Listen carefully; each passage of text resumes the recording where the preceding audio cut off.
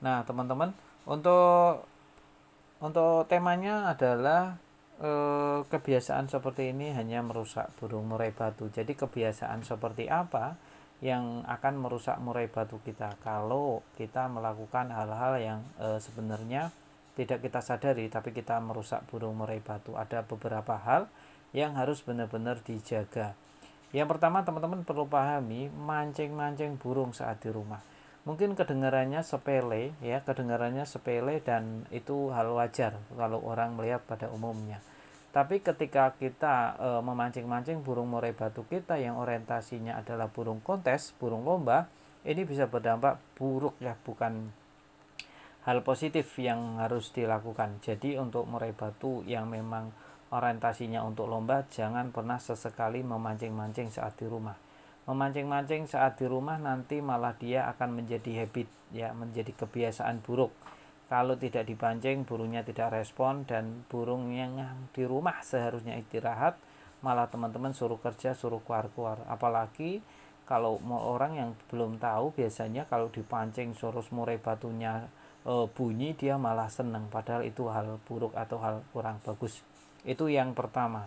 Jadi untuk murai batu yang memang kalau untuk lomba jangan dipancing-pancing. Kalau teman-teman perlu tahu, memancing murai batu itu yang mengeluarkan namanya tenaga, terus jadi habit yang kurang bagus, terus tingkat faktornya juga berkurang, daya tarungnya, daya bersaing saat di gantangan juga tidak akan maksimal.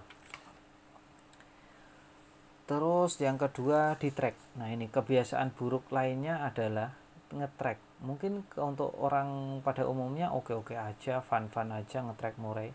Kalau teman-teman bisa mengatur waktu ritmenya seperti saat dilombakan, kan paling hanya waktu 10 menit, 8 menit, mentok-mentok 12 atau 15.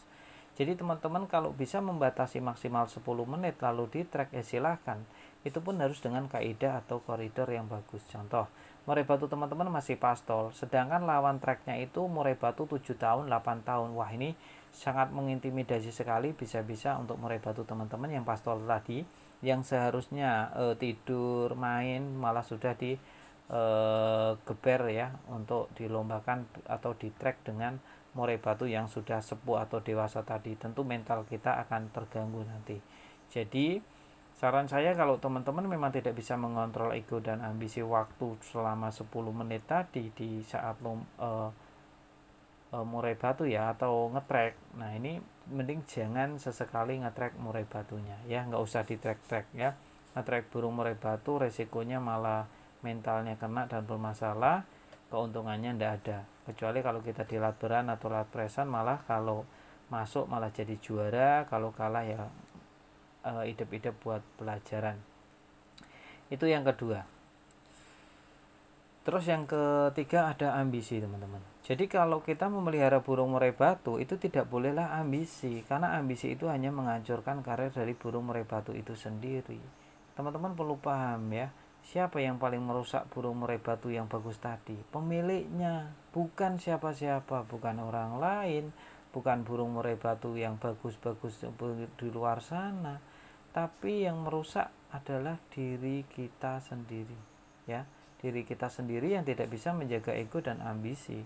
Kita terlalu obsesi untuk melombakan terus-terusan, padahal burung murai batu juga butuh istirahat. Nah, seperti itulah kiranya. Jadi untuk murai batu saya sarankan untuk teman-teman pemula nih ya, terutama janganlah ya, jangan di track-track ya, nanti malah murai batunya akan rusak. Atau kita harus benar-benar menjaga ego dan ambisinya, itu yang keempat ya. Terus 1, 2, 3 yang keempat, tadi yang ketiga, yang keempat setting ya. Mentang-mentang murai batunya belum ketemu titik performnya yang terbaik, rubah settingan lagi ya. Jangan ya, untuk murai batu nanti malah kacau kalau terlalu sering menggonta-ganti pola pakannya, settingannya, itu akan merusak murai batu itu sendiri. Nanti malah kacau, birahi dan emosinya malah tidak terkontrol. Untuk merawat murai batu ya baiknya yang tadi yang sudah kita bahas, harus konsisten. Terus untuk pemberian jangkriknya juga benar-benar harus jangkrik yang dalam keadaan terbaik, dalam artian sehat, terus nutrisinya juga bagus. Jadi untuk jangkrik yang belum dikasih makan ke burung murai batu kita, sebaiknya ya kita kasih makan yang nutrisinya bagus juga untuk si jangkrik, karena nanti jangkriknya kan akan dimakan oleh burung murai batu tadi. Jadi itu yang perlu dipahami teman-teman. Ada beberapa konsep atau hal ya. Jadi untuk rawatan seperti itu ya memang merusak burung murai batu. Jadi teman-teman memang harus paham betul. Apalagi yang paling dominan merusak murai batu kita adalah ambisi dan ego. Jadi kalau kita sudah memiliki ego dan ambisi yang terlalu over, wah itu bahaya untuk burung murai batu kita. Meskipun burung murai batu kita adalah burung terbaik, ini bisa menjadi ancaman pada burung murai batu kita. Jadi saran saya, teman-teman harus mengontrol ego dan ambisinya juga agar murai batu teman-teman itu dalam keadaan terbaiknya. Untuk burung yang jarang dilombakan biasanya tingkat faktornya akan bagus, meningkat ya. Terus untuk tenaganya juga akan terpupuk ya, karena dia istirahatnya juga panjang. Nah itu perlu dicatat ya dan digarisbawahi teman-teman. Jadi untuk melombakan burung murai batu ya idealnya ya sebulan cukup sekali saja untuk melombakan burung murai batunya ya. Jadi tidak usah maksa-maksa ya. Jadi dalam waktu sebulan itu ada yang namanya tahap pengondisian dari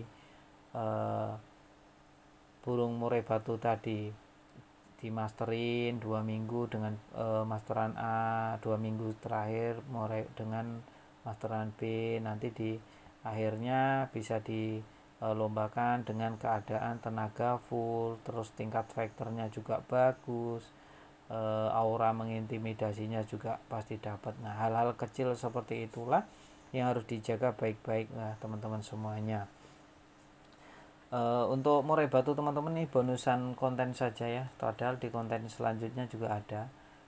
Murai batu teman-teman yang kurang gacor, teman-teman bisa ini ya, memberikan minyak ikan pada perut jangkrik ya, lalu jangkriknya diberikan ke burung murai batu yang kurang gacor tadi. Kalau memang teman-teman merasa murai batunya hanya meriwik-meriwik saja, coba dikasih jangkrik dengan minyak ikan. Nah bisa 2 hari sekali ya, nanti dilihat perkembangannya. Itu kiranya yang bisa saya sampaikan untuk teman-teman. Saya pesan juga untuk murai batunya dijaga baik-baik ya, dijaga baik-baik. Yang bagi pemula baru mulai belajar juga harus lebih hati-hati lagi, karena merawat murai batu juga butuh ketelatenan, disiplin dan konsisten. Terima kasih, kita masuk ke penutup ya teman-teman ya, yang sudah pada mampir.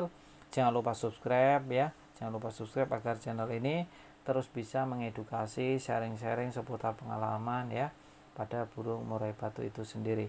Terima kasih ya teman-teman ya, salam lestari.